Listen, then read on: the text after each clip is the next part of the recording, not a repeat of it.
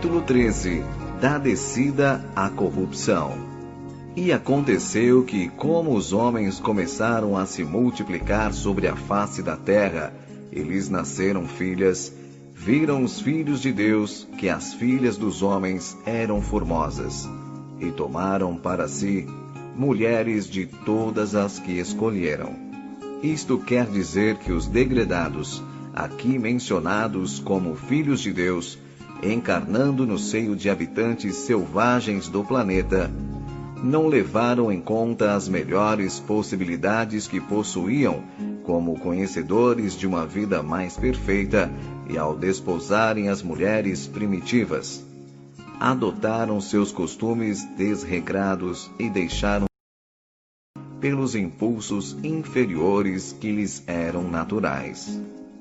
Chegaram numa época em que as raças primitivas viviam mergulhadas nos instintos animalizados da carne e, sem se guardarem, afundaram na impureza, não resistindo ao império das leis naturais que se cumpriam irrevogavelmente, como sempre sucede.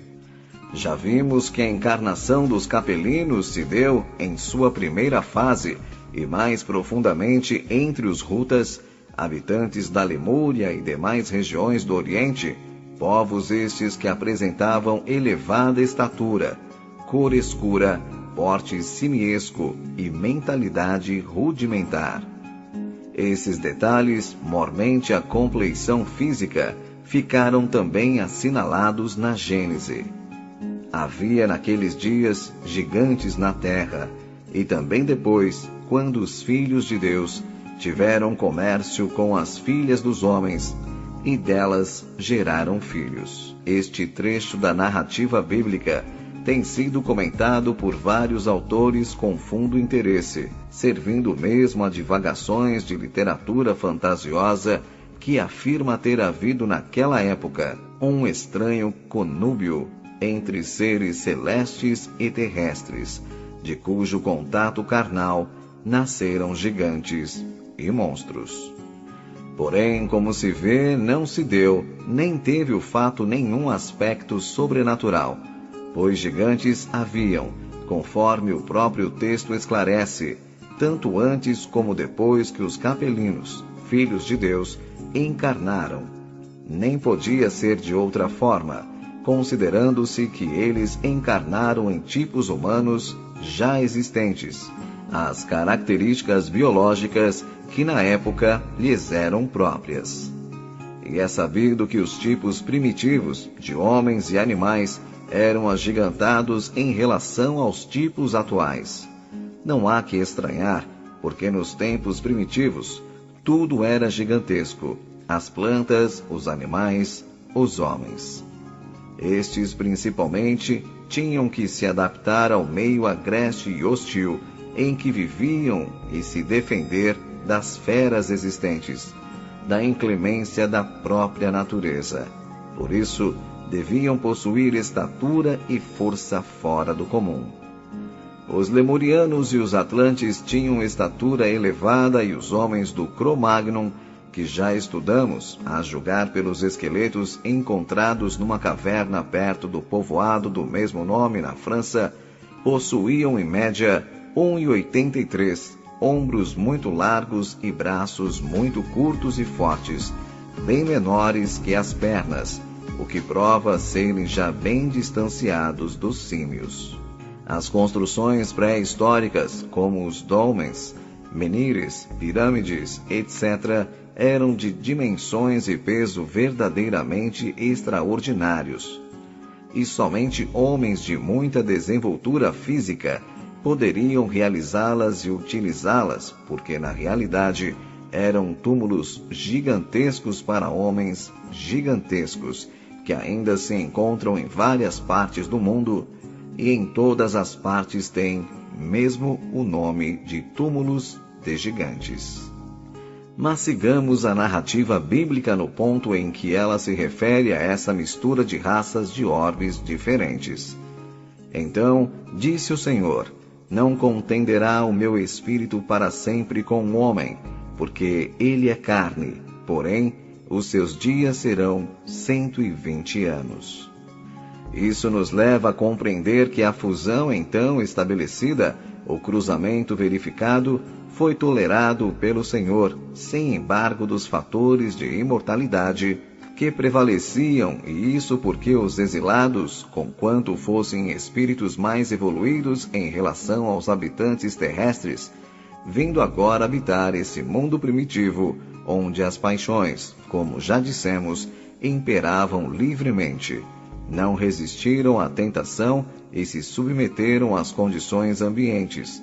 Isso, aliás, não admira, e era mesmo natural que acontecesse, não só pelo grande império que a carne exerce sobre o homem nos mundos inferiores, como também pelo fato de os exilados terem sido expulsos da capela, justamente por serem propensos ao mal, falíveis na moralidade. Entretanto, mesmo tolerando, a justiça divina lhes criava limitações, restrições. As leis para eles inexoravelmente se cumpririam, fazendo com que colhessem os frutos dos próprios atos. Suas vidas seriam mais curtas, seus corpos físicos definhariam, como quaisquer outros que abusem das paixões, e seriam pasto de moléstias dizimadoras. Veja-se na própria Bíblia que para as primeiras gerações de homens após Sete, tempo da descida, e até Noé, dilúvio asiático, considerável é o número de anos atribuídos à existência humana, enquanto a delimitação de 120 anos estabelecida para os descendentes dos homens da corrupção representa uma diminuição considerável, de quase 2/3. Isso do ponto de vista físico, porque quanto à moral, as consequências foram tremendas e lamentáveis. Com o correr do tempo, uma corrupção geral se alastrou e generalizou-se de tal forma que provocou punições imediatas. É quando a narrativa bíblica diz: "E viu o Senhor que a maldade do homem se multiplicara sobre a terra, e que toda a imaginação dos pensamentos do seu coração era má continuamente." E mais adiante, a terra estava corrompida diante da face do Senhor.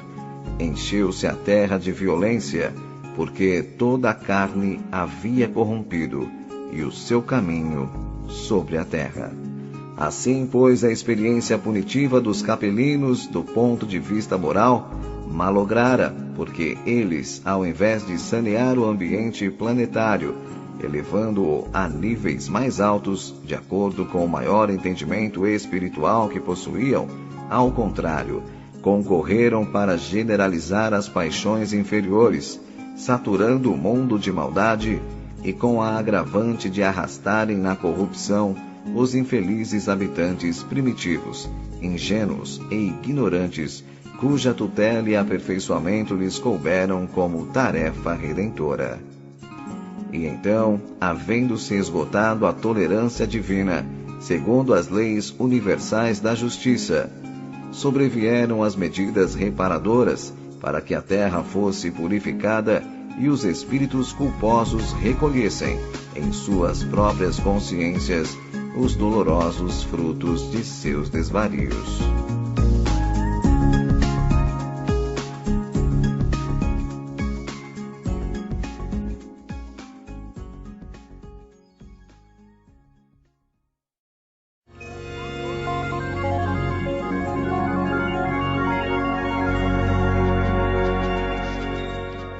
Capítulo 14. Os expurgos reparadores. Em consequência, o vasto continente da Lemúria, núcleo central da terceira raça, afundou-se nas águas, levando para o fundo dos abismos milhões de seres rudes, vingativos, egoístas e animalizados.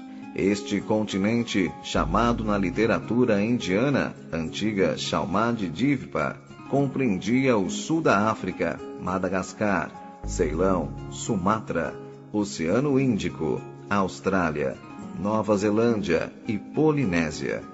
Foi a primeira terra habitada pelo homem. Sua atmosfera era ainda muito densa e a crosta pouco sólida em alguns pontos.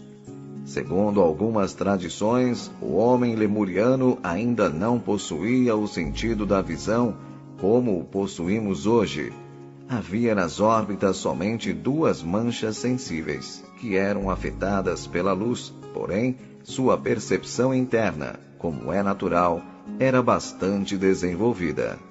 Os lemurianos da terceira raça-mãe eram homens que apenas iniciavam a vida em corpo físico neste planeta. Não possuíam conhecimento algum sobre a vida material, pois utilizaram corpos etéreos nos planos espirituais de onde provinham, com os quais estavam familiarizados. Desta forma, suas preocupações eram todas dirigidas para esta nova condição de vida, desconhecida e altamente objetiva. Em suas escolas primárias, os instrutores desencarnados que os orientavam se referiam às forças cósmicas que regem o globo e fortemente os cativavam e surpreendiam por serem forças de um astro ainda em fase de consolidação e cuja vida, portanto, era inóspita, perigosa. Ensinavam também sobre fatos referentes à natureza física, às artes e ao desenvolvimento da vontade, da imaginação, da memória, por serem faculdades que desconheciam. A maior parte da população vivia em condições primitivas, análogas às dos animais, e as formas físicas que acabavam de incorporar facilmente degeneraram para a selvageria, muito mais rude e impiedosa que esta que ainda hoje presenciamos aqui na Terra, junto às tribos primitivas de algumas regiões da Ásia, da Austrália e das ilhas do Pacífico Sul. A Lemúria desapareceu 700 mil anos antes do alvorecer da Idade Terciária. Sua existência, como muitas outras coisas reais, tem sido contestada e não é admitida pela ciência oficial. Porém, ao mesmo tempo, essa ciência considera um mistério a existência de aborígenes na Austrália, a imensa ilha ao sul do Oceano Índico, tão afastada de qualquer continente. Esses aborígenes são até hoje inassimiláveis ante a civilização, extremamente primitivos e de cor escura, como os próprios seres que habitavam a antiga Lemúria. O território da Austrália apresenta aspectos e condições que a Terra teria tido em idades remotas, e os próprios animais são ainda semelhantes aos que viveram naqueles tempos. Mas assim como sucede em relação à Atlântida, a ciência, aos poucos, vai se aproximando dos fatos e aceitando as revelações e as tradições do mundo espiritual, sobre as quais nenhuma dúvida deve persistir a respeito desses fatos. Com este cataclismo, grandes alterações se produziram na crosta terrestre. Primeiro, completou-se o levantamento da Ásia. Segundo, as águas existentes a oeste desse continente refluíram para o norte e para o sul, e em seu lugar se suspenderam novas terras, formando a Europa, B, a Ásia Menor, C, a África em sua parte superior. Ao centro e norte desta última região, formou-se um imenso lago que os antigos denominaram Tritônio, que mais tarde, como veremos adiante, foi substituído por desertos. Desse cataclismo, todavia, milhares de rutas se salvaram, ganhando as partes altas das montanhas que ficaram sobre as águas e passaram então a formar inumeráveis ilhas no Oceano Índico e no Pacífico, as quais ainda hoje permanecem, como também atingiram as costas meridionais da Ásia, que se levantaram das águas, e cujo território se lhes abria à frente, acolhedoramente, como também sucedeu em relação à atual Austrália. Nessas novas regiões, os sobreviventes se estabeleceram e se reproduziram, formando povos semi-selvagens, que mais tarde com o suceder dos tempos, foram dominados pelos árias, os homens da quinta raça, quando estes invadiram a Pérsia e a Índia, vindos do Ocidente.